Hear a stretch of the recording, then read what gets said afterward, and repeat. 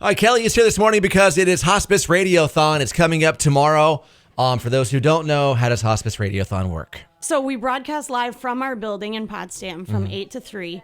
And I bring in, I've been working for the last couple of weeks, either recording segments with people that have experienced hospice services, where they come in and they actually share their stories. So these are people, they're family members. We have someone from one of the schools that we've worked with coming in. So it's really a kind of an all-encompassing view of what hospice actually does. I hear all the time when I'm out promoting our services, wow, I didn't know you did that. So this is really a good opportunity for people to listen in at 5-10 minutes at a time and just kind of get a glimpse of what the services actually mean in the real lives of people, community members, their friends, neighbors, things like that, and also to support our work and make sure it continues. I think there's a lot of misconception when it comes to hospice. People don't really know a lot about what it does. At what point in your life would you need to call hospice? Well, that's a good question, and there's not necessarily an answer that we can pinpoint. Some of the people that we're working with, we do everything from infants, pediatrics, all the way to people who are well over 100. And circumstances in these families can literally change on a dime. One day everything's fine, and the next day, wow, something happens. You end up in the hospital, and it's like, okay, we have to start making some decisions. How do we want the rest of, the rest of this time to play out? So really, for every family, every experience is different, and I think that's why things like the Radiothon are so important, because not all of these people have had the same exact experience. When it comes to hospice, it's not provided. Your services aren't provided in one particular place. You will send people out to keep people in their homes too. Yeah, absolutely. About 75% of our care is provided in the homes of patients. So if you look at, roughly 400 to 500 patients each year, 75% of that is in the homes. The other places we provide care, generally speaking, are nursing homes, sometimes in the hospital. And we do actually do a fair amount of work with the IRA homes and things like that as people with disabilities age. So really, it's kind of a mobile service, and our mission really is to come to the family and really sit down with them and say, okay, what do you need from us? What do you need help with? How can we support you?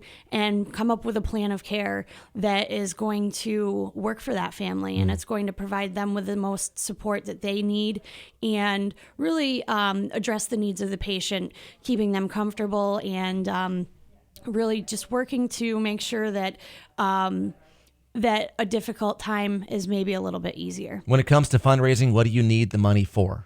We use the money for extra programming. So the vast majority of our services for the patient are covered by some sort of insurance reimbursement.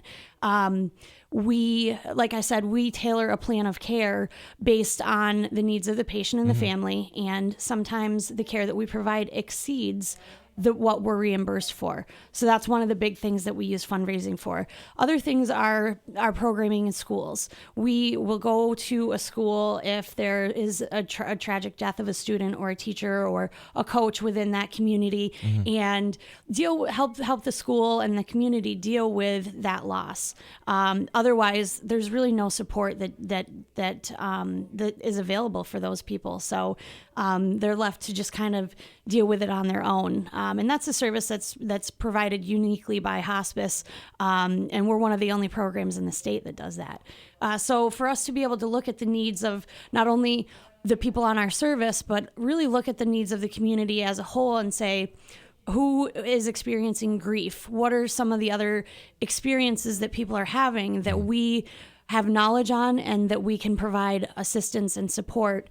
And it's really we aim to provide care and services in the community to the fullest extent of our mission. So our bereavement services are open to anybody. That's not covered by insurance. Right. So really it allows us the freedom to look around and say, okay, this person, they've lost someone they love. How can we help them? What programs can we offer? Basically, at times there are people that fall through the cracks of different insurance programs and things like that. Absolutely no one is denied care based on the ability to pay for services, whatever it is. We would never do that to someone. There is criteria that they may have to meet for actual hospice care, and that's set out by the federal government. We can't change that, but we work really hard to make sure that they do meet that criteria, and then that we can go in and provide care. So the fundraising is important to help us really support the community in the ways that our regulations wouldn't allow. When it comes to Hospice Radiothon, how do we donate? So we have our own website. There's a nice little web page. It's pretty simple, and the donation form is right on there. It's hospiceradiothon.com, hospiceradiothon.org, and it's a secure site, and that's the easiest way to make your pledge. Okay.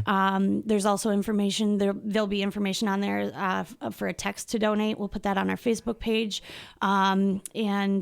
Just we want to make it easy for people to lend that support. And if you have a couple minutes to listen in, if you're a previous supporter of hospice, you'll learn about what you helped us do throughout the last year. And if you haven't yet supported hospice, you'll learn about why it's important. Okay. It's 8 to 3 tomorrow. That's Hospice correct. Radiothon. Thanks, Kellie. Thank you very much.